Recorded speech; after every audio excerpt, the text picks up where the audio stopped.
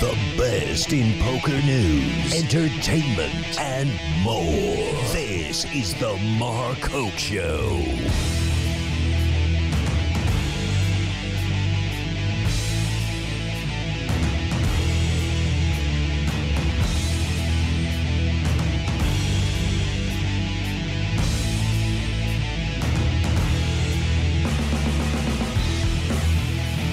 All right, and we are back here on the Hoke Show. Evening show here live from the World Series of Poker, otherwise known as the Game of Thrones bloodbath today. Unreal what has been going on in that room. I got Chris Conrad hanging out. What's up, buddy? Not a whole lot. I'll turn that on for you, too. I'm sorry. Here you go. So not a whole lot, just actually getting out of the place and coming up here and checking out some people. Yeah, who you following in there? Strongly following Leaf Force.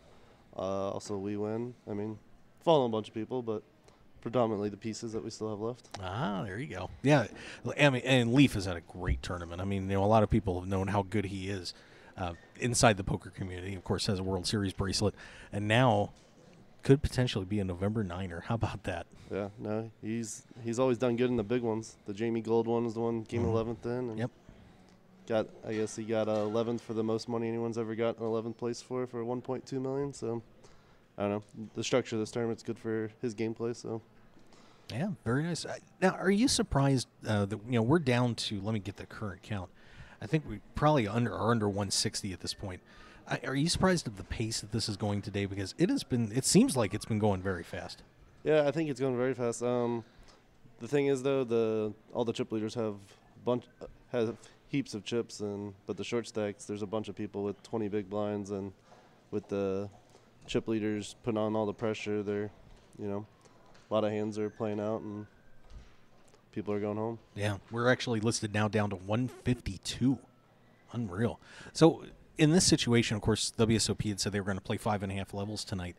Do you think that they go all that way, or do you think they're going to stop this early tonight? What's your take on it? I mean, they got to play down to 27 tomorrow, and I know they'd rather get down to 27 early so the last 27 could get a good night's rest. So I think they'll play down to a decent bit tonight.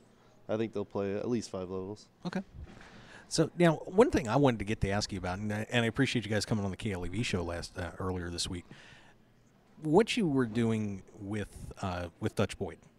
With Dutch Boyd, yeah, I was on the rail, just watching him play 30 minutes delayed, and when he got a break, I'd give him hand histories and betting patterns and time intels and different things he pick up from, stuff he can't really pick up because I get to see all the cards and that kind of thing. Yeah, I think it was a fascinating study on how to really handle a final table, because you did an unbelievable job.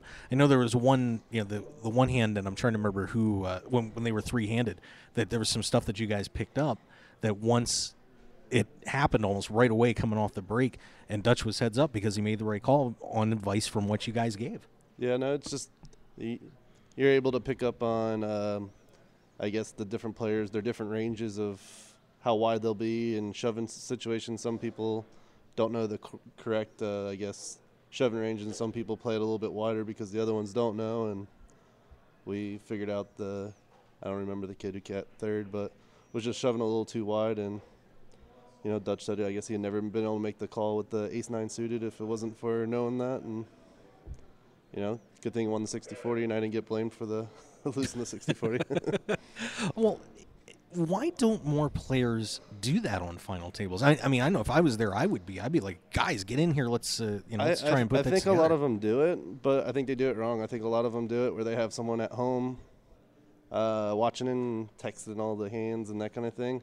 I think it's a lot easier to talk to someone versus reading a text, and texts are always interpreted. And yeah, I think having someone to explain it to you and make sure you both are on the same boat and understanding it.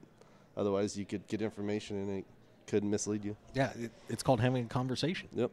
So. I know it's a lost art nowadays, but and then you got the other people that want to rail and they don't really want to watch it. They just want to drink and get loud and rowdy and cheer you on. So. Yeah, but a great job on there. And I'll tell you what, if anybody is looking to hire someone to handle their live stream and get them information, this is the guy to call. I'm telling you right now. I mean, what you did was impressive. So Congratulations on that. Nice work. Appreciate it. So right now we have a lot of pros at the top of this board. I mean, this is a quite an impressive group here with Benger and Karenin and Hastings, Force, Haugen, Dan Smith. I mean, the list is going on and on here. The top group of players. Is there anybody in there, besides Leaf, that's kind of standing out to you right now that you may look to, possibly getting to number 9 if you had to pick right now? Right now, I mean, I don't know. I think there's too many good of them. They're gonna have to run good. I don't think Leaf is by far the best player in skill-wise, but he plays a lot slower, and he's not gonna punt it, make a careless play. So I just like his play and looking forward to it. I mean, Free Jetton, one of my buddies from South Florida, he took a dip. I actually don't know where he is right now, but he's someone that he's either going to make it down there or he could be out in the next few hands. Yep. I don't even know where he's at on the leaderboard. He had 2 million earlier. I think he's down to 1.1 or something like that. Let's take a look. Let's see. 1.43. Yep. He's going to be playing a lot of pots. He's definitely one of the sickest players that probably most people don't know about. He's won some tournaments, and he also, I think, Borgata this past year got like 3rd or something in one of those events. Cool. Yeah, so, there's another name for everybody to watch out there.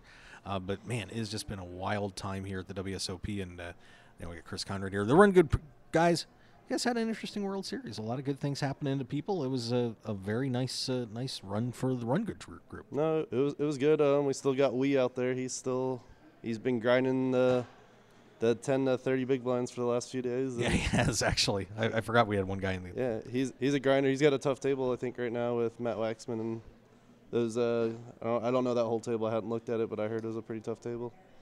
So, I don't know. I think he could do it. He's a grinder.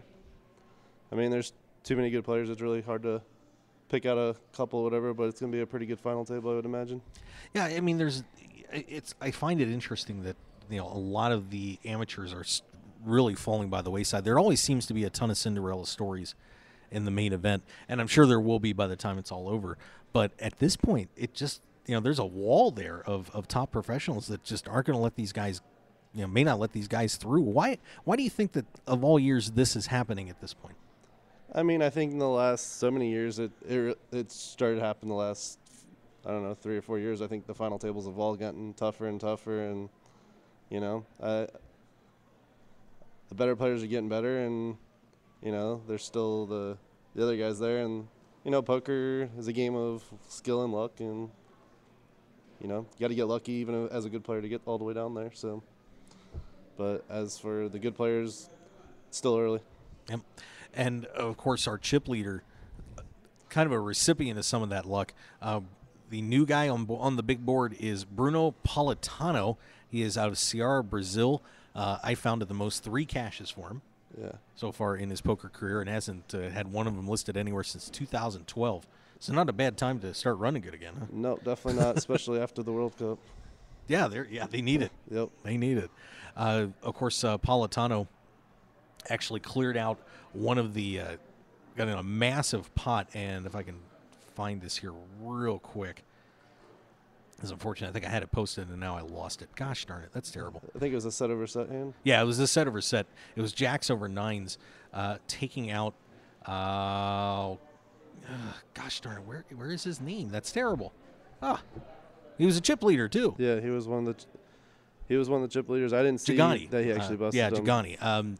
Yeah, it had gone from, those two got in that massive pot with a set over set, and Gigante ended up getting closed out within an hour and a half of taking the chip lead. I mean, man, how do you – I mean, obviously you bust out in the main event is tough enough, but to go out in a flash like that after you're on top, I mean, God, that's just unbearable. I mean, you get set over setted, and, so it's all about the mindset. Like, at this point in this tournament, you have to have a good mindset. Like, I don't know, I was talking to Leaf a few minutes ago, and – he wasn't really complaining. He's like, yes, first hand I lost in a few days was where he raised a button and a big blind defended with ace-4, and he only lost like 350K, but, it's all about the mindset, He's like, doesn't even remember hands he loses. He just wins every hand. It's all about being positive, and I guess table draws also help as well. So yeah, that doesn't hurt. Some of the other guys that have been eliminated recently, Rep Porter, of course, went down just a little while ago, so Rep has been eliminated. David Einhorn, of course, the businessman who got blasted out of the one drop this year, made the deep run 2 years ago, but not this time around. But Einhorn, a deep run in the World Series, he has been eliminated. David Tran is out. John Kabaj is out. Let's see. Brian Townsend just got eliminated a little while ago. So a few big names out of there, but for the most part, a lot of the amateur guys are not so well-known guys packing their bags in our history here at the World Series, unfortunately. No, definitely. Yeah, there's a lot of big names, so some of them have to go. There's too many big names at all the tables right now, and the clashes will happen. Yeah, and we did lose another one of the chip leaders. I love how my updates just jump right when I'm talking about them. Isn't that great? Andrew Liparis is out. Dan Smith ends his World Series. So the gentleman that was leading, I believe, day 2, if I remember right, is now out of the World Series. So he is history. We got Byron Cavern hooking it up with Isaac Barron, and I mean, this is just every time we turn around, it just seems like there's more and more incredible clashes happening in there. This is going to be a great finish. It's going to be a good finish for sure. All right, so we'll break down those chip counts for you here in just a second. Let me swing it over. And, of course, the players are going to be heading out here on break in just a few minutes. So we'll see who else is going to stop in here. But, yeah, so what's going on with you, Chris? World Series is over, and, now what? It's been, I guess, last night was a blur. We went out with a bunch of poker players, watching some good friends DJing over at Aria. Ran into some basketball players. Oh, real? Oh, that's right. The Summer League's going on. Yeah, Phil Hellmuth and his wife are over there. Rob Salaroo crushed Aria. And I don't know, we had some fun, had some drinks. Some of them flew out today, and some of us are just going to repeat it the next few nights. There's, I guess, some people playing the Win main event right now, and I don't know. I just chose not to play any more poker until. Yeah. I don't know when my next tournament will be. There you go. That's not a bad idea. Yeah. Just kick it back and relax a little bit. Yeah, by the way, Big Hooney won the Venetian main event today. I saw that on Twitter, yep. He actually they did a 6-way chop, and he got a really good deal. I don't know how many chips he had, but he got more in second place, not quite first place, but nice to take the title and the most money. And so that is officially Big Hooney's first title live. So we want to wish him congratulations. I know he's been working for that for a while, so good for him. Chip counts at the moment, as we're just getting ready for these players to come out in a few minutes, down to 148. Boy, every time you blink, there's another 6 or 7 people out of this tournament. Bruno Politano is your chip leader, $5,250,000. Griffin Benger is in second, $3,920,000. And then we have Kyle Kiernan at $3,715,000. Brian Hastings has now moved up into fourth place, and that's going to be scary for everybody. $3,460,000. Lee Force is in fifth, $3,255,000. We have Clayton Ham, $3,235,000. Matt Haugen, the leader after day 4, is still right up there, $3,050,000. Scott Palmer, $3,010,000. Dan Smith at $3 million. Dan Sindelar at $3 million as well. We also have day 1 a leader, Martin Jacobson, at $2,740,000. I'm sure you know a lot about him, don't you? He's also going against history. It's I guess the early chip leaders have never really make runs in this thing. Right. He's stayed up there every single day. He's always up in the top 20 or so, I would say. Have you taken him on before? I'm sure you've played him online a little bit. We've played online for sure. Most of these people that still play online, we've played a lot of hands and whatnot. Hey, there's Maury, everybody. Maury, how far are we playing down tonight? 80? 81. Okay.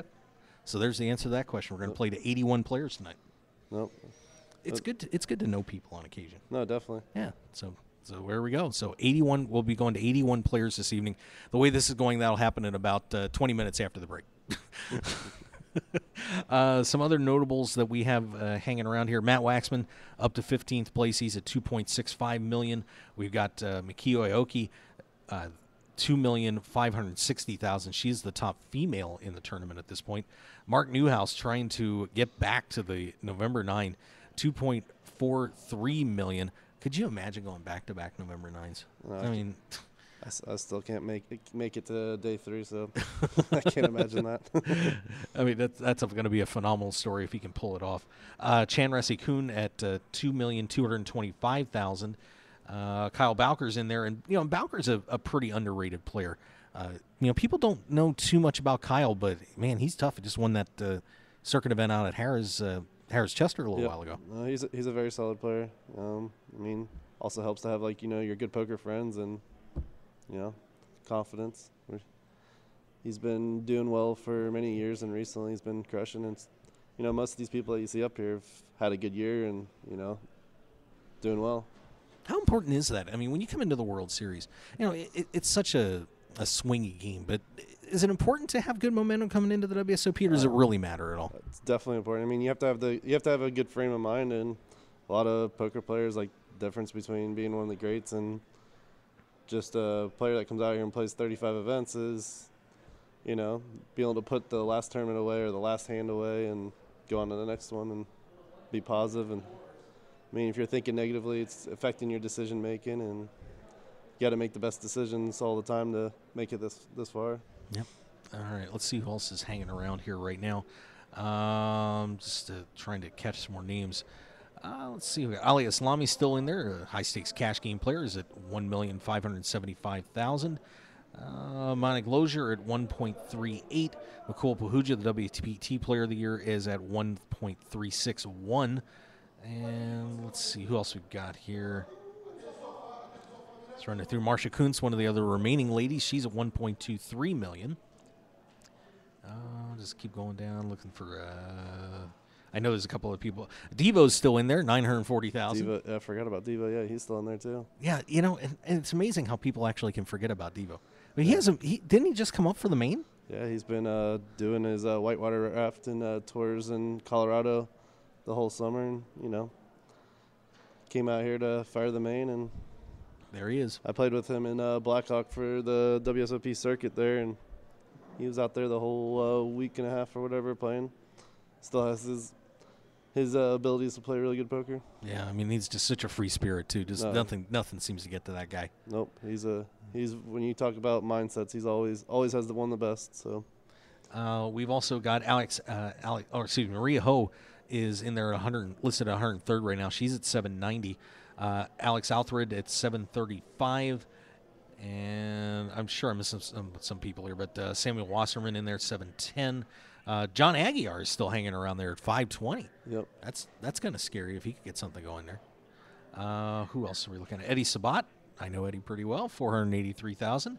And it's just going to go on and on here. But once again, we do have one more female in there. Darlene Lee is at 357. Stephen Grainer looks like he has just hit the rail a little while ago, too. So the guy that had the lead in the Millionaire Maker kind of let it get away. Got involved in a little bit of a chitter-chatter with the ESPN cameras, is now out in 153rd place. So, I'll tell you what, this could be shaping up to be one hell of a November 9. Kind of reminds me of like 2012, when you had the Greg Merson table. Yeah. Just starting to see some of the names that could potentially end up there. It wasn't a table of well-known players, but it was a table of very, very good players that everybody in the poker community knows how good they are. Yeah, I mean, you also had the P.S. Hines and Ben Lamb table. You had the Joseph Chung, Jonathan DeHummel, John Dolan, Mike Mizraki. Like the last so many years, there's just so many good tables, and it's going to be just like that this year. I mean, even some of the people that you don't maybe know at the final table are probably some real sick online players that just don't play live. If someone said you have a chance to win $10,000 right now, if you can pick who's going to win it, give me one name fast. Nolan. Hey. One name fast. One name fast. I don't even know. I want it to be Lee Force. Okay, you go. That's where my financial and he's one of my best friends, but there's too many good people right now to pick someone. Right now, all the chip leaders all have about the same amount of chips. There's no one significantly out in front of the other at this point. So, yeah, and of course, these guys are starting to now. We've got a guy at 5. We've got a bunch of people closing in on 4, and historically, you've needed to get to at least 10 million. Probably about 14 or 13 or 14, you're pretty safely in the November 9. Do you start thinking about having a target chip count, or you just, if you're in the spot towards the top, are you just blasting away? I think you're playing your cards and putting pressure on people. You're not really thinking about that. I mean, I don't think you start thinking about that maybe down until you get down to day 7 or whatever, when there's 27 left. Like, the only thing about making the final table is there's money and other things to be made for just getting to the final table. There's a little extra equity, and but you got to play poker. You got to do what you got to do. You got to put pressure on the short stack. Yep. Now, of course, the winner's going to be getting $10 million. Did you like the $10 million guarantee? I don't think I dislike the $10 million guarantee. I think it's a lot better if they just make an overall guarantee on the whole tournament, so the payouts at the final table aren't so weird where you're playing for $5 million heads up. But it'd be great to be playing $5 million heads up, but in the normal payout scale. So, right. But I don't know. I would have preferred a guarantee on the tournament versus a guarantee for first, because I think it just skews up the thing a little bit. Wow, could you imagine a guarantee on the main event? That would be interesting. I mean, they killed all their guarantees of all the other tournaments. I don't know, $10,000 for people versus $1,500 is a big difference, though. So that's something I'm sure the World Series may take a look at. I mean, I wish the satellites they run the last few days before the main event, the 1Ks and 2Ks, they run those every week, whether you run a couple of them or whatnot, instead of saving just 4 days of them. Yeah, I agree with you. Especially when you have a $10 million guarantee, they'd got another so many players or whatever, and But when online poker really comes back to the United States, when they be able to get satellites and all that kind of stuff online, it'll be back. The numbers will come. But until the online poker's officially back in all the states, it's still going to stay around these numbers. Yep. And, hey, there's Devo. Hey, what's up, buddy? Hey, you want to say hi to everybody real fast? You got a second? Time? Okay, no problem. Sounds like a potty break. That sounds like, yeah. That's all right. I haven't talked to Devo for a while. He's just been all over the place doing his thing. So. Yep. He's found some nice slot machines in Blackhawk and some nice rapids in Colorado there as well. There you go. So the players are heading out on break. Matt Waxman headed down the hallway as he has continued to try to take this tournament over. There you go.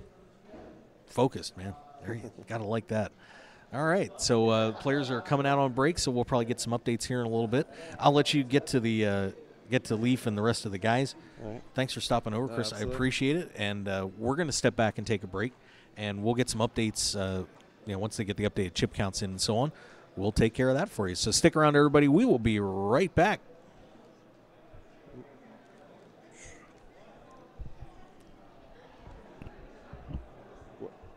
What are the show plans for the next few days?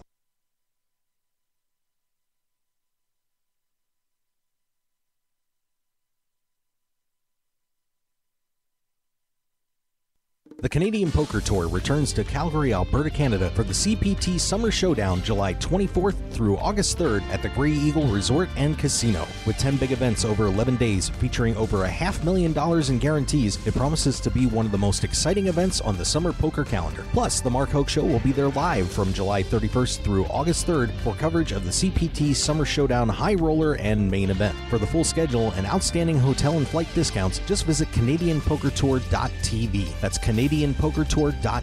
See you in Calgary July 24th through August 3rd at the Grey Eagle Resort and Casino for the Canadian Poker Tour Summer Showdown.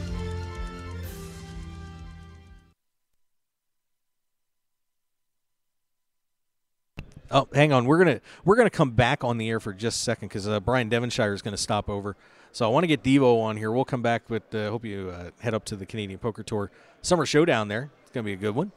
Let's. I got to get my buddy Devo on here. I haven't gotten to talk to Devo forever. I miss this man. It's been a while, pal. How you doing? Hey, Mr. Mark. I'm good. How are you? Good. You're all perky for trying to kill yourself in there. Well, it's day 5 in the main event. How am I not supposed to be perky? Well, you've done this dance before, my friend. So how are things going in there for you? What's happening? Oh, things are going just fine. I am peacefully grinding, as Alan Berry would say. I turned my cards on their backs once that level. Wow. Tipped up from 1 million to 1.672. That works. Yeah, and the one time I turned them up, they're good. And I had to turn them up because I snap called Hastings 200K river bet, and he snap fired him into the muck. Oh. A stupid rule. Why am I forced to show there, and why does he get to conceal information? It's absurd. Know. I'm sorry. I didn't Not do your it. fault. Yeah, I didn't do it. Can't blame me. But if we get it out there enough, eventually it'll change. Yeah, there you go. So things are moving fast in there. Are you surprised at the pace we're going right now? No, it's about the same pace it went, Yep. A couple years ago. So. Yep. So it looks like we're going to be playing down to 81 players no matter what tonight. I don't know if you guys knew that or not, but I did not. I was kind of expecting it to get to around 72 or so. Yeah, and then we'll probably get to 27 or so tomorrow, and then we'll get down to 9 the next day. So give everybody an idea of what the keys are for you when you're going through this kind of grind. I mean, obviously you're going to be, learning about your players and everything and trying to do the right things at the table. But in terms of the mindset, what are some of the things that you need to do to stay focused in there, maybe not get ahead of yourself or keep your head after, some fatigue's got to be starting to set in a little bit as we're already, halfway through day 5 of this tournament. Well, you need to not give a shit first. Like, people get so wrapped up emotionally, they get tied to a hand, they lose some chips, they win some chips, and they get out of the flow of the tournament. And this thing's such a marathon, and the levels are so long that, like, once you break that rhythm, like, you're kind of screwed. And it's hard for people to stay focused for 5, 6, 7, 8 days. So I'm not sure what skill set I have that allows me to do that. I mean, maybe it comes from my guiding background and taking people through gnarly things in the outdoors or whatnot. But, I mean, it's just cards. We're just playing a game, and I can't control what the deck does. I can't control what other people do. I can control my own emotions, and I can control what I do with my chips. And beyond that, like, I just need to not care. Wow, that's actually a pretty good mindset. I mean, there's a lot of people, you start looking at the pay jumps, you start, and you can't help if you're more of an amateur player being in this situation. It's got to start crossing your mind a little bit about getting to the November 9. But there's, I don't think people that haven't been in this spot before really understand there's such a long way to go in this thing. Oh, yeah, super long way to go. Another 24 hours of play at least, and that's a lot of poker. That's whatever 30 times 24 is, number of hands. That's 720. That's big number. A lot of hands. That's a lot. You're supposed to get aces another 3.5 times before you make it through. Like, it's kind of bananas. Yeah. And we're seeing a lot of players like yourself, very good professionals working their way up the board. Look at that guy's cane. It's a baseball bat with like an umbrella-rounded handle on it and a little rubber knob. Sorry, I missed continue. That was awesome. Wow. See, usually I pick that stuff up. I'm just so focused on interviewing you. Aww. You always throw a curveball at me every time we do this. It's unreal. But anyway, we're seeing a lot of top professionals now getting up this board, and it seems like it's a little more than normal. Why do you think that is? That guys like yourself and Leif and all these other players are seemingly log jamming the top of the board at this point?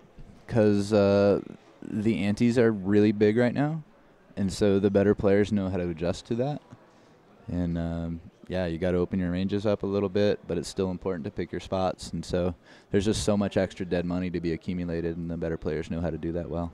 How's your table looking right now? Any interesting names we know there? Or Brian Hastings is 3 to my right. Bunch of other reasonable players. I looked them all up. They've all got pretty good successes and stuff. So, I mean, everyone's playing good. People are really good at poker these days, and so yeah, just glad to be around. Yeah, it's darn competitive out there. It's gotten a lot tougher the past few years, hasn't it? Sure has. Well, fortunately, you have maintained such an amazing talent level, and off we go. We'll keep it going and see if maybe we can sneak you into the November 9 this hope year. to make day 6. Are you wearing Colorado stuff, or are you going to wear San Francisco Giants stuff if you make it? What do you think? Oh, I mean, I've pretty much gone through my entire suitcase right now, so I need to figure out some laundry or maybe go buy some clothes. Maybe I'll be in Rio gear by the end of the tournament, or really smelly. I'm not sure. I'll hook you up with I got a Mark Hoke show shirt. I'll hook you up. I'll definitely hook you up. All right. Stop back over. I'll get you one on the break. All right. I'm going to go run off. Yep. Thanks, Mike. Thank you for stopping in. I appreciate it. Good luck to you. You got it, bud. Ryan Devonshire, everybody. Devo getting it done. Look out. There's another guy. I mean, this field is just littered right now with great, great players. Once again, it's not going to, obviously with a lot of the eliminations early of, a lot of the quote-unquote top professionals and the well-known ones, we are looking at what could be one of the most talented final tables in WSOP history if things continue on the track they're on. I mean, this has been an amazing, amazing group of players that we are seeing climb in this leaderboard. Okay, now let's get that other commercial break in, and we will come right back with all the news and notes we can possibly dig up for you here at the World Series of Poker main event. So stick around, everybody. We will be right back. RunGoodGear.com is one of poker's premier online stores for apparel. Their mission is to provide poker players with stylish and comfortable clothes for their daily grind. You've probably seen Run Good Gear at the World Series of Poker through Run Good Poker Pro Rob Salaburo, or around the country through the WSOP circuit. Today, RunGoodGear.com is the place to go to gear up for the poker vote. So go there now with a promo code HOKE, that's HOKE, for 10% off your entire online purchase. Remember Hoke. Now go gear up. When it comes to custom poker tables, why would you buy something someone else designed and even named for their sales or marketing purposes? The Nighthawk, the Gambler, the Big Slick, the Nuts. Sure, you can customize it if you want, as long as you choose between black, red, or even green cloth, but that's about it. When you choose to play off tilt, it's not just another table, it's your table. The same price gets you a fully custom designed table that reflects your style and game. Off tilt makes it easy to design a truly one-of-a-kind custom poker table that'll give you home table advantage. Sure, Off Tilt could name their tables for marketing purposes, but why? It's not ours. We don't play on it. And to be honest, there are over 1,000 named Off Tilt tables worldwide, including the WSOP, the Deep Stacks Poker Tour, the Jonathan Papelbon, as well as Julie's, Chris's, Scott's, Amber's, Tristan's, just to name a few. So let us add your name to the list and deliver a truly custom-crafted, furniture-quality poker table worthy of your game. Visit www.offtiltpokertables.com or call Brian Knott today at 262-490-3812. We'll show you why Off Tilt is the only way to play. Sports bettors, tired of getting beat every week at your sportsbook? It's time to stop guessing and start winning. We all know cash is king, and it's time to let the team at Double Digit Covers come to the rescue to help you get the positive cash flow you need to live the life you've always dreamed about. Tony Dos and his all-star sports handicapping team will be in your corner to help you beat the point spread, bring excitement and winning to your betting experience, and build your bankroll to levels you never thought possible. Get free winning sports information at DoubleDigitCovers.com. Stop guessing and start winning today at DoubleDigitCovers.com. Call now for today's free winner. 1-855-489-2700. That's 1-855-489-2700. At Team Poker Joker, we build innovative, high-performance, poker-focused apparel designed to keep you cool and calm in tough situations. Wait, no we don't. We've just got a cool brand representing the suits of this beautiful game called poker. Our gear won't make you better, but it will keep a smile on your face. So don't be so serious and show you know how to have fun. Get your Poker Joker gear today at TeamPokerJoker.com. Grin and win today at TeamPokerJoker.com. 9 poker players on a dramatic path to glory with unbelievable twists and turns that will keep you on the edge of your seat. It's the Final 9 comic from Room 110 Publishing. Go to final9comic.com to download the first issue preview and get ready for the official launch coming soon. 9 will become 1 way or another. Final9comic.com. And for more details, make sure to follow them on Twitter and like them on Facebook at Final9Comic. The heat is on. Whether you're in the hot seat of a major poker tournament or just dealing with everyday life, stay cool with a brand new Arctic Blue cooling towel. Just wet your reusable and durable Arctic Blue cooling towel in cold water and you'll have instant cooling relief at your fingertips for up to 5 hours. The towel is lightweight and pliable, so you can keep it handy no matter where you are. Plus, it's absorbent enough to make sure you and your clothes stay dry while you stay cool. No need to sweat it out no matter what you're doing when you have an Arctic Blue cooling towel handy. So get the same cooling towel used by professional athletes, poker players, first responders, physical therapists, U.S. automakers, and even reality TV stars. So what are you waiting for? Visit them today at arcticblu.com and pick yours up today. Plus, enter the discount code MarkHokeShow when you check out and get 15% off plus free shipping to keep some of your cold hard cash in your wallet. It's like the Arctic Blue Bear says, it's not cool to be hot. So pick up your Arctic Blue cooling towel today. Poker players, it's time to check out DeegePoker.com. Deej Poker is the unique and clever choice for a new generation of true grinders. Representing the full spectrum of poker players from the novice to the world champion, a true Deej player gives their heart and soul for countless hours at the tables to be the best. And Deej Poker apparel shows everyone who you really are on and off the felt. So join the new generation at DeegePoker.com. That's DEEG Poker.com. Deej Poker, the world's newest poker apparel store.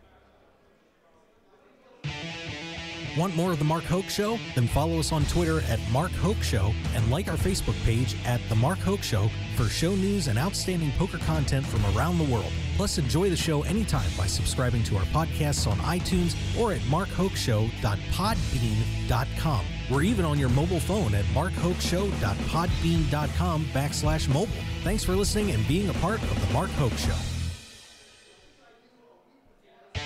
This is the Mark Hoke Show. The Mark Hoke Show. Here again, your host, Mark Hoke. And we return live here at the World Series of Poker. It is the main event, day 5. Hey, and of course, we are playing down to 81 players tonight. I should have tweeted that. I may do that real quick. I think that has to be done. Of course, on Twitter, on Mark Hoke Show. I'm going to tweet that out. We're gonna do that right now so everybody gets that great information. So we are going down to 81 players tonight. And I'm going to just type that up real quick here on at my Twitter account at Mark Hoke Show. I'm just trying to find the Poker Productions. See if I can find. There it is. Yeah, we got that. So we're playing to 81 players tonight.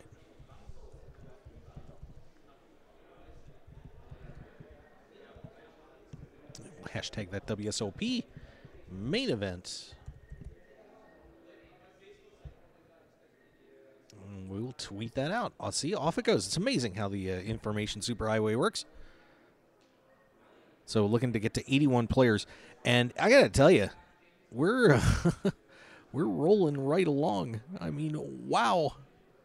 Let me get to some of the other some other tweets that came up here.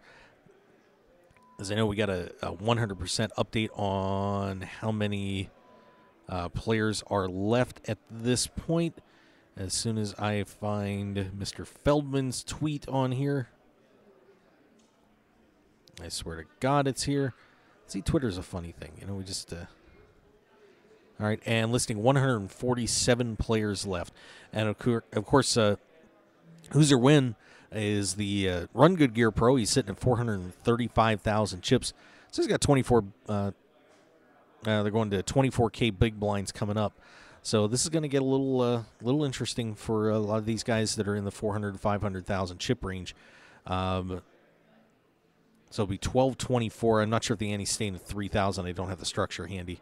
But 146 players left. Here's your counts, kids, and we'll give it the rundown. Bruno Politano out of Ceará, Brazil, as it hits the break at 5.25 million in chips. Online superstar Canadian Griffin Banger, 3,920,000. Scott Palmer out of Odenton, Maryland, has now climbed into third place. He is at 3,875,000. Kyle Kieran at 3,715,000. Brian Hastings has now moved up into fifth place. He is at 3,460,000. Leaf Force, 3,255,000. Clayton Ham at 3,235,000. Dan Smith is at 3 million. Dan Sindelar is listed at 3 million. To round out the top 10 is Andoni Larabe Out of Spain, he stands at 2.9 million. So we got 9 players over the 3 million chip mark, only one over the 4 million chip mark, and he's actually cracked the 5 million on that huge hand that took place probably about an hour and a half ago. And we'll see if we can find the info on that. But it basically went jacks over a set of jacks over a set of nines, and a pretty sick wipeout as the chip leader goes down on that one and ends up unbelievably on the rail a few hands later. I mean, what a sick and brutal cooler that was. And okay, looks like we got another update coming in here, so I'm refreshing all over the place. Once again, Matt Waxman now has Martine Jacobson is in 11th, 2.74. Matt Waxman 2.675. So Matt Waxman continues his climb and assault on trying to win the world championship.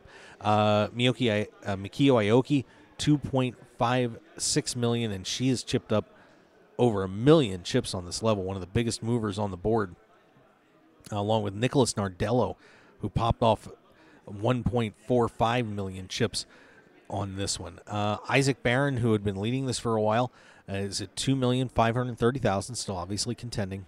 Mark Newhouse continues his quest to reach the November 9 back-to-back years. What an unbelievable accomplishment that would be if he could do it. He stands in 19th place coming off the break. He is at 2.43 million. And let's see, some of the other notables in here. Michael Finstein, who's led this tournament for a little bit, a little over 2 million. Let's see, Vladimir Bozanovic, a little over 2 million. Matt Haugens at 1.995 million. And we'll keep going down through this whole group because we're down to, it's only all on one page now on WSOP.com. Ali Islami at 1.575. We've also got Kyle Bowker, 1.39. Manning Loser, 1.38. Jack Schanbacher, 1.3. Marsha Kuntz at 1.23 right now. Stuart Rutter's at 1.16. And we'll keep going down here, see what we can find. Vitaly Lunkin at 955,000. Devo listed at 940,000. Jonathan Aguiar at 915. Maria Ho is at 790, so she actually took some hits on this level, falling down about 340,000. Alex Southward, 735. We keep going here. John Aguiar is 520,000. Rich Ryan has 16 million chips. He's going to the November 9. Let's see. We've also got left here Sammy Wasserman, 720. Sorry, I skipped around a little bit there. Apologize. David Tuthill is at 420,000. Tim Riley at 383. Darlene Lee, one of the last remaining women standing, is at 357. Byron Caberman, 315. Simon Charette right now is your short stack at 201,000. Right? And then some of your recent eliminations that took place. Out in 150th, John Gorsuch. 151 is Robert Zarzicki. Robert Schultz out of Cottbus, Germany, out at 152nd. Stephen Grainer eliminated at 153. Joseph Lacaruba eliminated 154th. Andrew Matern, 155. Rip Porter, 156. David Einhorn at 157. Mike Gagliarmella eliminated in 158th place. And some other notable eliminations recently. John Kabaj out. David Tran, Brian Townsend are out. Let's see. Who else do we have? Jeff Madsen has been eliminated. Roland Israelshvili has been also knocked out of this tournament. Mike Whittel, Kevin Eister also knocked out in the top 200. So that is a rundown on your chip counts at the moment. We are at 146, playing down to 81 tonight. 3 levels have been completed this evening, so they're looking to go scheduled to go 2.5 more tonight. Yeah, but this is going to get interesting. Let's see if we've got I think the blinds should be going up to the next one, so we should be at 1224. Can't remember if that's a 3 ante or a 5 ante, somewhere in that ballpark. But, of course, price poker continues to rise, and now these guys that are sitting, not too many actually, still in bad shape. Most of these guys coming back have at least 10 bigs, so nobody's done here. I'd say Charette and Van Hoof, maybe up around, Deutsch. We'll say everybody under 400,000. So we'll go Tim Riley down. Not in horrible trouble, but not in great shape either, obviously. So 149 on the board, but listen to 149. But they have 146 here. So a couple of these guys that are on short stacks are actually been eliminated. So we'll see who else is busted out here as we get more updates coming in for you here live at the World Series of Poker main event. It is day 5. And these guys are, the media is out here running around trying to get their food in. We've also got the ESPN team got a chance to take a breather here for a little bit. And let's see. John Korish got, Queens ran into Kings. He was out. So Korish said couldn't get to the damn dinner break. That's a shame. Matt Haugen, who led after today, is in, has lost a few chips once again down to 1,995,000. But Scott Palmer making the rise there. Matt Waxman continues to keep it pushing here. Scott Palmer eliminated Robert Schultz, and Palmer had aces against jacks. Boy, I'll tell you what, aces have been holding up a lot here today. Normally see all hell breaking loose with aces, and you never know what's going to happen. But for the most part, aces have been hanging in there and winning hands. Unbelievable. Let's see. And Grainer was knocked out by Felix Stevenson, holding sixes. And it looks like he lost to aces. So another elimination on the aces. Mark Newhouse, 2,430,000. Some other bust outs here. Once again, a 163 through 179. Grayson Nichols, reporter David Einhorn, Horacio Chavez Cortez, David Tran, John Cabaj, Mike Gagliormella, Blake Cahill, Joshua Atkinson, Darrell Roberts, Arnud Matern, Derek Murray, Brad Saylor, Bradley Tuck, Brian Townsend, Carmine D'Antonio, and Trevor Dieter out the door. So that's where we are right now, you guys. And players are on break at the moment. We'll see if anybody's here. Lon McCarron is here, everybody. Look at this. He's sporting a backpack, everything. Giving away prizes, Mark? Well, for you, sure. Absolutely. How's it going? Good. You want to say hi to everybody real fast? Sure. Sure. Let's get Lon McCarron in here. Golly, it's not a Mark Hoke Show World Series without Lon McCarron. Well, you know how bored I am then. Obviously. Good Can I put Lord. these on? Yeah, if Can I you'd hear like. you? Sure. Hopefully nobody turned the volume down. What's up? I started in radio. Where's the volume? Oh, it's on that little knob there. Did I have? Yeah, it should be there. Let me see that. I don't play with that one very I often. can hear you. You can hear me all right? And I know what I'm saying. Of course you do, because you're Lon McCarron. How you doing, bud? I am doing great. I think the question is, how are you? So far, so good. It's you can almost gauge the number of players by how cold it is in the Amazon room. Yeah. You're wearing your little sweater there now, so it feels getting smaller. It's always been cold out here, Lon. This has been the miserable cold haul all World Series long. Right. You missed it. Always. You missed it. You should hang out with me for a week out here sometime. See what happens. No, I did that back when I was no. Every year, you look at the field and you say, "Who's that? I wonder who that. Where's that? Where are they from? And who are they?" And they never fail to disappoint. And whatever final table we have, it's going to be a great final table. There's some terrific stories, out there. A couple November Niners past still alive, and there's a Russian guy out there who I picked 3 days ago that he would be at our final table because he had probably the most difficult name to pronounce. Oh, of course. And there's always one that's going to be there. Yeah, I saw that one name in here And that it's looked Bedzim. painful. And yesterday morning, when we were going to the money, I looked at his chip count. It was only 16,000. And you were praying to God. That No, 16,000 I gave up. would go bye-bye. No, more than that. I gave up. And he's got 1.2 million now, I think. So he's yeah, you got the guy from Belarus there. That one looks like fun. It's Belarus, yeah. Yeah, Same country, right? Vadzim Markushevsky. Markushevsky, yeah. I know. What's and so tough about that, Mr. Big Broadcaster? Well, they're practicing for like 3 hours. But that's the first time I said the name. Come on, Lon. Well, you're better than I am. I mean, you do it live. No. I do it 4 months, later. And so I'm just giving you a flag. This is fun. Yeah, we got Shemalev in there too. But now this one's the one that. Oh, he's easy. Okay. I mean, William. Hit me with it. William Papa Constantino.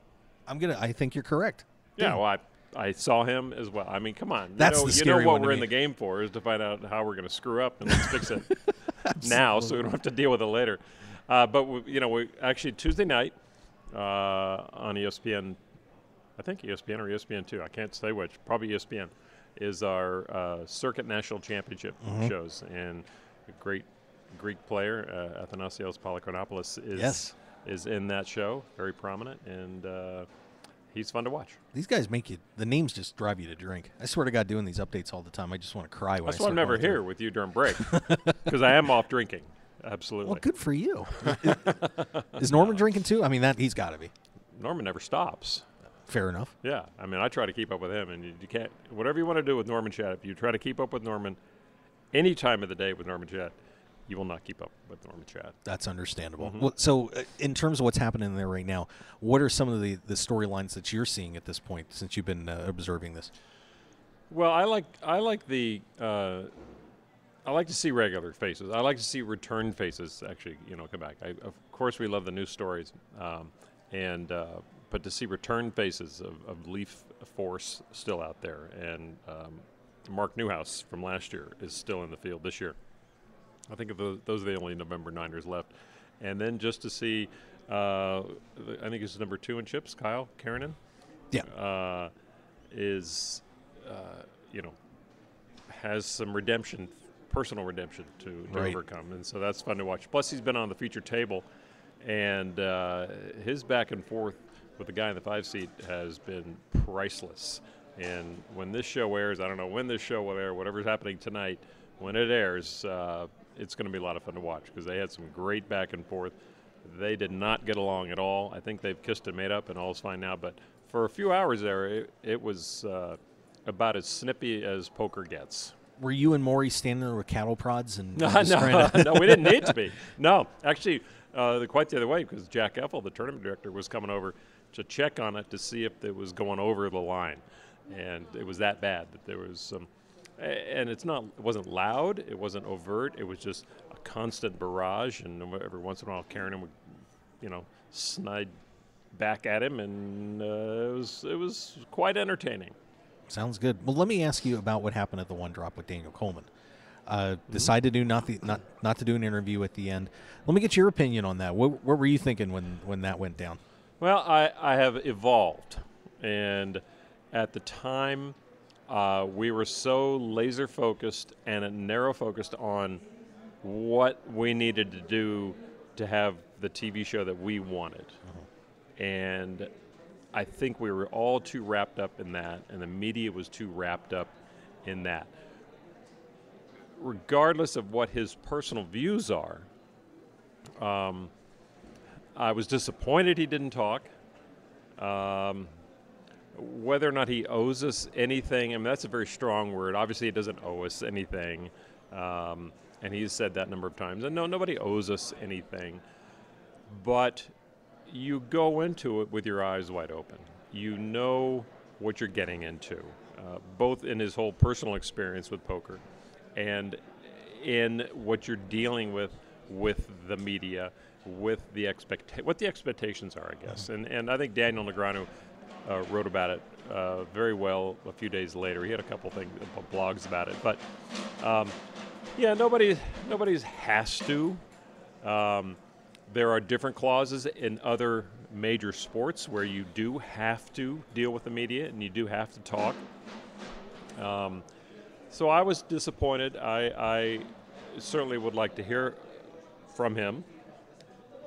That being said, he made it such a big story by not doing it. Yeah, exactly. And that just fed the flames, which in that short run maybe damaged him. Looking at it now, it's like, I don't care. I saw him the other day at the main event. It's not like there's a crowd of reporters waiting to see if he was ever going to talk. It's like, and maybe he'll learn. When you don't talk, we don't care. And that's a problem for some people, but maybe not for him. So I've evolved. I went both ways. There was my immediate reaction, what I needed then, what we needed then for the show. Maybe this would be good for the show because it's controversy, and I think it comes down to he's the kid. He's a kid, 23 years old, and he's got views that 23-year-olds have. Right. And different views because he's got millions of dollars, well, maybe $1 million. And kids are kids, and they're gonna have weird things in their mind that at some day they'll regret. But it's all part of the growing process. So, in the end, I'm fine with it. Now, I got an interesting discussion after this with Olivier Bousquet and some other people about him not doing the interview and whether you owe it to television to be a part of to do interviews and try to prop things up a little bit, because the point that I made was that without ESPN and without television, the Chris Moneymaker thing doesn't happen. Nobody sees it. You might read about it on somewhere online, but without ESPN being there and putting together the broadcast, poker is nowhere near where it is today. Do you think that's a reasonable argument? It is, but he wasn't there then. I don't know that he's going to further poker one way or another by talking. But again, he's not beholden to anybody, but I do think that he should understand that he didn't win $15 million because he sat down at a table alone, and it was a group effort to have that amount be the top prize, and so you were part of a community, however small that was, 42 players, that understood what they were getting into, understood what was going to be expected of them, and he made a decision. And again, I don't agree with it, but I don't care. Fair enough. So, Fair enough. Now, I have to ask you this before I let you go. No, I think you already had one you had to ask me. You getting two now? Yeah, I'm getting two. All right. It's my show. All right. No. You're right. You're right. But the Poker Hall of Fame nominations are coming out. Are out now. People can start nominating people to get in there. Yeah. Oh, I didn't know. And of course, Daniel Brown just turned 40, and I would imagine he's probably going to. Did he have the birthday? Yeah, he turns. It's like this week or something. Yeah, it's coming up in a couple of weeks. So Daniel's probably locked to get in there. One person that I am going to forward in, and this is not to butter up or anything, is you. Oh, me? Is you? Well, because I'm not 40. Can we go there? We could try. I don't know if you'll get through that. But I personally believe, Lon, that that you needed to have the right person there to do the broadcasts, do them well, and treat the stories the right way. And I think that you've done that over the years. That I mean, I don't know how many people now have heard a poker broadcast without you announcing it here at the World Series. And you kind of become the voice of poker for the World Series over all these years. And I think you've earned a place in there. I really do. Well, that's very nice of you. Have you thought about that at all? I don't. I have no control over it. I mean, I had fun last year going to the ceremonies, but I never would envision that happening. And it just, maybe it's my upbringing. It's like you just take whatever comes, and it's not, you don't hope for anything, and then you're not disappointed type thing. Kind of like the Tom McAvoy going the 5 years there until he finally stopped worrying about it, then he gets in. It's different. I mean, Tom's a world champion, and he certainly made a mark in the game, and he well, all the reasons why he's in the Hall of Fame. And so, yeah, I mean, some people, I guess, expect it and feel they're getting shorted by not being where they are, or in some Hall of Fame somewhere. Me, if we talk, the Sportscasting Hall of Fame, which, is never, again, just as remote as any other Hall of Fame for me, I don't worry about it, I mean, but I enjoy, obviously, hearing somebody like you saying that. So it's very flattering, and I'm not going to go out and campaign for it. And I'm not going to say no, but unlike Lyndon Johnson years ago, that's okay. I'm over 40. I mentioned Lyndon Johnson. I'm over 40. But yeah, I mean, obviously, any honor is an honor, but that as far as that goes, Norman and I have had a fabulous time doing this. We love the roles that we play. We love hearing from the players as we walk around, telling us how much they've enjoyed it and how they grew up watching us talk about poker. And if we can make the game better in that way, that's a wonderful reward. Yeah, I mean, you guys have just been the voice that everybody hears. I kind of think of like Casey. It's in the hallway too. As you told me when I saw you earlier, I didn't realize until I got here for the one drop that they had set up. How many are there? Like 7 or 8 different screens there with every year's I'm so tired of hearing you guys. I swear to God. I know. I agree. Oh. Yeah, you've heard the loop that I've been hearing for nearly 7 weeks now. They should at least switch the years for you so you have a different year to listen to. That should have been so bad. I mean, I'm hearing the Reese gang screaming, and then you and Norman, and I'm just like, I have nightmares. The Reese year? Is that you're in the last one of the last year? Okay. Yeah, you should have them rotate those, for you. God, it's painful sometimes. Not from you guys. And with that, I think I have a date. Wow. You go, Lon. You go. Well, Lon, thanks for stopping in. Always a pleasure. Good to see you. Good to see you, too. Where are we going to see you next after the World Series? I'm actually going to Calgary in a couple of weeks. Believe it or not, for the Stampede? Or Canadian Poker Tour Summer Showdown. Really? I'm going to be doing Who's going to be there? Anybody? Who's putting it on? Poker News? No. Well, the CPT's putting it on. They got some of the Ivy League guys are going to be up there. They're doing a little mini high roller up there. Yeah, they're not very good players. Yeah, I know. They're all right. But so I'm headed up there, and I should be down for that $10 million guarantee at Hard Rock. So. All right, who's your pick? Who's gonna make name? I'm just gonna. You have 9 players. Okay, I got 9 players. Gonna make the final table, maybe 8. Who knows? That would be great. I would love.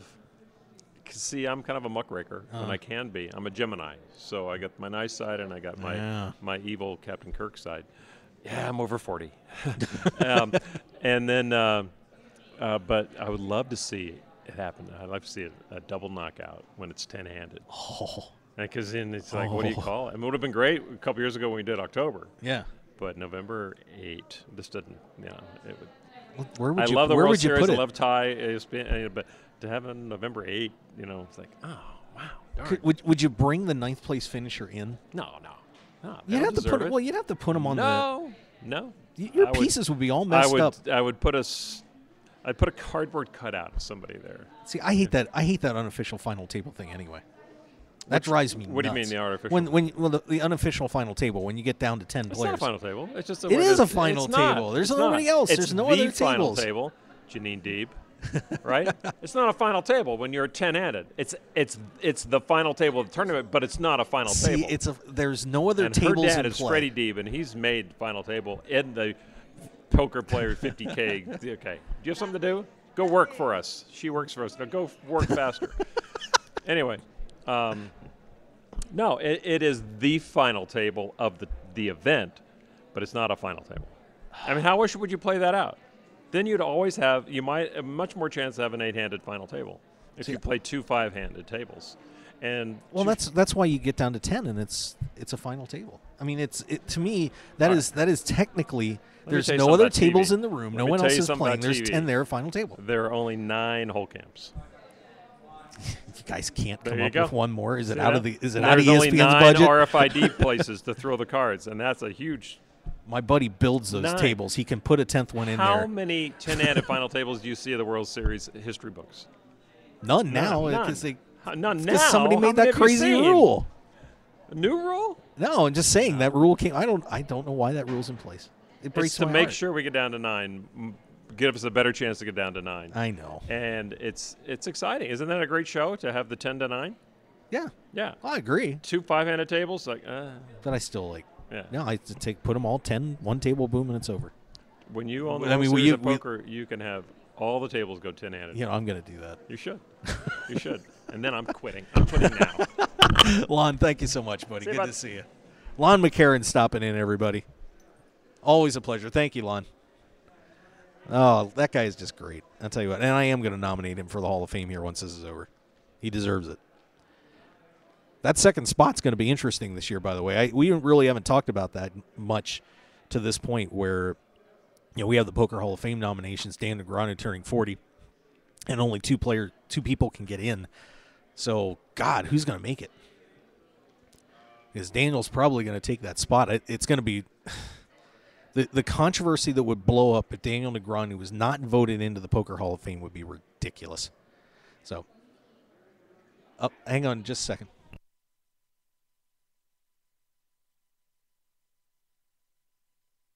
All right, sorry about that. Just helping a buddy out here. So we're going to take a commercial break, and we'll be right back. Check everything out here on the board. I think we may have a couple chip counts that have shifted. By the way, Casino Examiner and Chatbox will ESPN re-sign with the WSOP after 2017. I think that's kind of hard to say, and I just saw the question. Lon probably would not know the answer to that anyway. So, I'll check with him. All right, so let's get a commercial break in. We'll be right back here on the Mark Hoke Show. I want to thank you for joining us. We're having a great time here at the WSOP main event as we are on day 5. Blood keeps spilling, and everybody's having to try and hang on here to try and win that $10 million. Stick around. We'll be right back.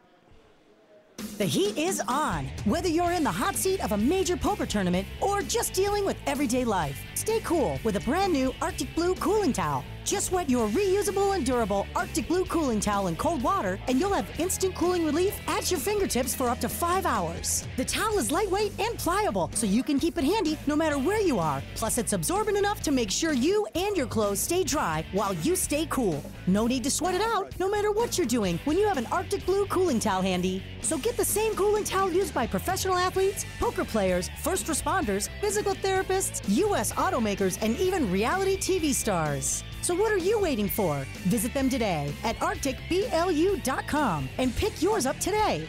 Plus, enter the discount code MarkHokeShow when you check out and get 15% off plus free shipping to keep some of your cold hard cash in your wallet. It's like the Arctic Blue Bear says, it's not cool to be hot. So pick up your Arctic Blue cooling towel today. We're right on that One man, his lucky shirt, an unforgettable night, and a winning streak that never seemed to end. That's how Blind Squirrel began, and we haven't looked back since. We make the clothes that we want to wear for the places where we want to look and feel our best. The game, the speakeasy, and the casino floor. Blind Squirrel's small batch, high-quality gear is for people too busy grabbing life by the nuts to bother with crappy, ill-fitting clothing. Because like you, we prefer our nights long, our drinks strong, and our lucky shirt to be our most comfortable. So look good, be lucky, and visit blindsquirrelapparel.com for your new favorite shirt. As an added bonus, you'll receive 20% off your purchase with the promo code HOKE, H-O-K-E. You can also pick up Blind Squirrel apparel at the Borgata in Atlantic City and in Las Vegas at all Masura stores at Mandalay Bay, Monte Carlo, The Mirage, and MGM Grand. Look good and be lucky with Blind Squirrel Apparel. I'm Dutch Boyd, two-time WSOP bracelet winner, and I want to share my story with you. 12 years as a pro has taught me a lot. For the last year, I've boiled it all down into a tell-all book, 90,000 words. In Poker Tilt, I take you on my journey through all the ups and downs that poker has to offer, all the manic highs and hellish lows of every bad beat and lucky draw. So go to www.pokertilt.com to read more, or just go buy the new book on Amazon or Kindle right now, pokertilt.com. I guarantee you'll enjoy the ride. Poker players, it's time to check out DeegePoker.com. Deege Poker is the unique and clever choice for a new generation of true grinders. Representing the full spectrum of poker players from the novice to the world champion, a true Deege player gives their heart and soul for countless hours at the tables to be the best. And Deege Poker apparel shows everyone who you really are on and off the felt. So join the new generation at DeegePoker.com. That's D-E-E-G Poker.com. Deege Poker, the world's newest poker apparel store. Your business and promotion will only go as far as your website will take you. That's why the Mark Hoke Show has only trusted one name for over 2 years, BlueRail.net. Whether you need custom website design and development packages or simply need a host for your website, Blue Rail is the only developer to turn to. It's time to discover the world-class personalized service only the Blue Rail team can provide. Visit us at BlueRail.net bluerail.net and call 520-822-5128 right now for your free consultation today. So get on board at bluerail.net. How far do you want to go? RunGoodGear.com is one of poker's premier online stores for apparel. Their mission is to provide poker players with stylish and comfortable clothes for their daily grind. You've probably seen Run Good Gear at the World Series of Poker through Run Good Poker Pro Rob Salaburo, or around the country through the WSOP circuit. Today, RunGoodGear.com is the place to go to gear up for the poker felt. So go there now with a promo code HOKE, that's H-O-K-E, for 10% off your entire online purchase. Remember Hoke. Now go gear up. 9 poker players on a dramatic path to glory with unbelievable twists and turns that will keep you on the edge of your seat. It's the Final 9 comic from Room 110 Publishing. Go to final9comic.com to download the first issue preview and get ready for the official launch coming soon. 9 will become 1 way or another. Final9comic.com. And for more details, make sure to follow them on Twitter and like them on Facebook at Final9Comic. Want more of The Mark Hoke Show? Then follow us on Twitter at Mark Hoke Show and like our Facebook page at The Mark Hoke Show for show news and outstanding poker content from around the world. Plus, enjoy the show anytime by subscribing to our podcasts on iTunes or at markhokeshow.podbean.com. We're even on your mobile phone at markhokeshow.podbean.com/mobile. Thanks for listening and being a part of The Mark Hoke Show. Now, let's return to The Mark Hoke Show. The Mark Hoke Show. Here again, your host, Mark Hoke. And we are back live here at the World Series of Poker main event, day number 5. 2 to go. Can you believe that? This marathon is almost over. We are getting very, very close to having a new November 9. You know, Mark Newhouse is trying to make it not quite so new, as he is playing some great poker. It was funny, I went out with Nolan Dahl and a couple of the people a couple nights ago, and Mark was actually at the same restaurant we were. And it was pretty, quick conversation with him, but hey, maybe he's getting some run good off that. That wouldn't be too bad. All right, we do have a few changes on the chip counts here. We are listed 146 remaining, and let me see if they've got it. Got those numbers matching up. They do not as of yet, but they did have. I'm going to look at an update real fast before we go to this chip counts, because I want to see on some of these other eliminations who on the bottom of this board, at least according to this, is gone. Let's see here. Oh, by the way, great video up on WSOP.com. Mickey Doft counting the stack. That is Mickey. For those that don't know, Mickey Doft at Poker News is the expert chip counter, probably in the history of the game. I mean, Mickey counts chips like nobody else. So pretty cool video there of Mickey doing an entertaining chip count.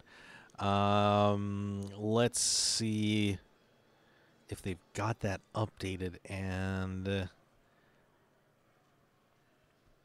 bear with for one moment. No, it's Darlene Lee is still in there. David Tuthill is still in.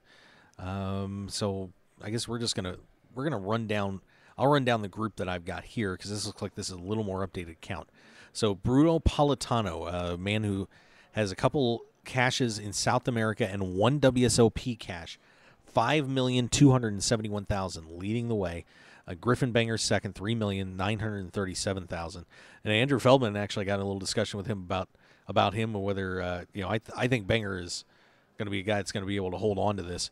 But Feldman expecting an online blow up, so that'll be interesting to see who's right, who's wrong. Probably me going to be wrong.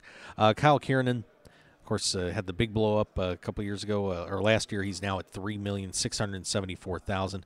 Leif Force now in fourth, 3,567,000. Followed by Andani Larabi at $3.376 million.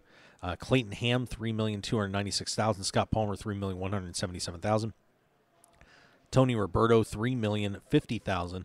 And the aforementioned Mark Newhouse in $3,042,000. That rounds out the guys. Everybody $3 million and up. Then we get Dan Smith, $2,854,000. Martin Jacobson, $2,721,000. Matt Waxman, $2,655,000. Jason Johnson, $2,581,000. Brian Hastings, $2,569,000. Isaac Barron, $2,468,000. And then, you just keep looking at this list. Matt Haugen's right up there too. Dan Sindelar, those guys over 2 million chips at this point. It is going to be a wall that I think these guys are going to put up. I'm sure you'll see some collisions at some point, and one or a couple of those guys will fall out by the wayside.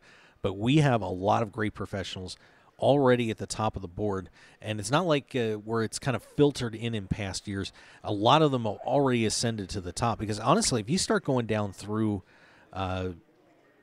this list a little lower, guys that and I'm sure there's players out there that I don't know whether they were online pros or just haven't not heard of them through my travels, but once we get into that under 2 million chip mark, I'm looking at names, and it's people that I just don't recognize. Brian Devonshire's at 1.6, and then you kind of keep going down there. You've got Samuel Wasserman, Makul Pahuja's still in there. There's a couple guys that I'm quite aware of. Michael Finstein was earlier leading this tournament. Shan Rassi-Kun, great player. Vitaly Lunkin. But then otherwise, once again, we hit that little patch, and there's Ali Islami, Maria Ho, and it's pretty slim pickings in terms of fairly well-known names here. Jonathan Aguiar, Eddie Sabat, Alex Althred.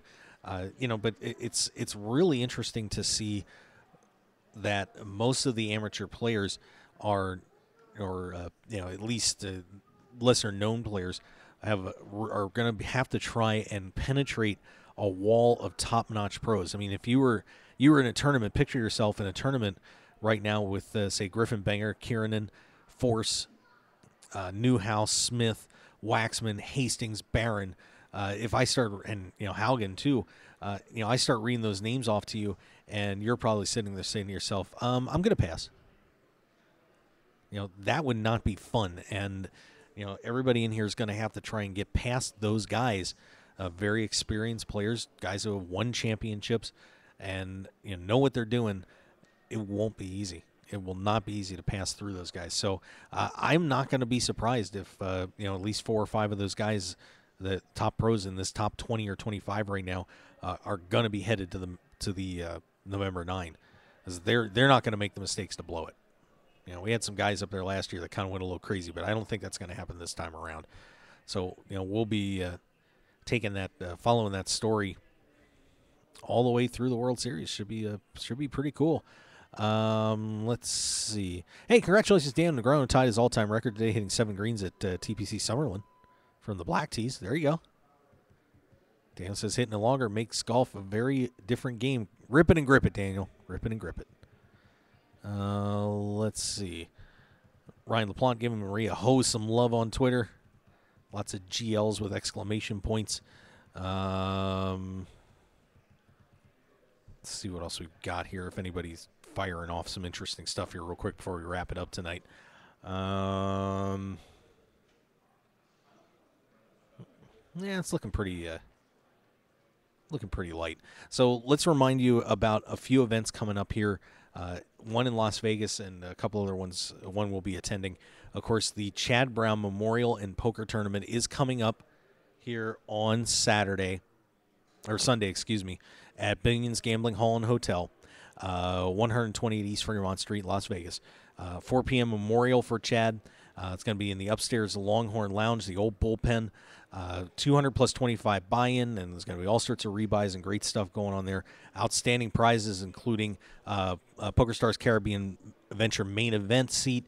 We got a Montreal Festival main event seat as well. There's a PPC Poker Tour, Aruba Championship package, Run Good Gear Poker Series package at Tulsa Hard Rock. 3 seats to WPT 500. So there is a lot of great prizes that are going to be going off on this tournament. So make sure if you have a chance, get over there and go to the memorial service at 4 up in the bullpen, and then play in the tournament at 6 o'clock. It's going to be a great day. One very worthy of Chad. The way everybody's talking, it sounds like it's going to be a packed house over there. So we want everybody to try and swing over there if you can. Should be a little bit somber. Should be a great time. So, all right. So that's what's going on there. And, of course, Mark Hoke Show is going to be live up at the Canadian Poker Tour Summer Showdown. 10 events over 11 days. Of course, Ivy League is going to be there, Poker News, my show, and the Global Poker Index. Over at Gray Eagle Resort and Casino. It should be an awesome time up there. 10 events over 11 days, over $500,000 in guarantees. I'll be up there catching the second day of the high roller plus the entire main event.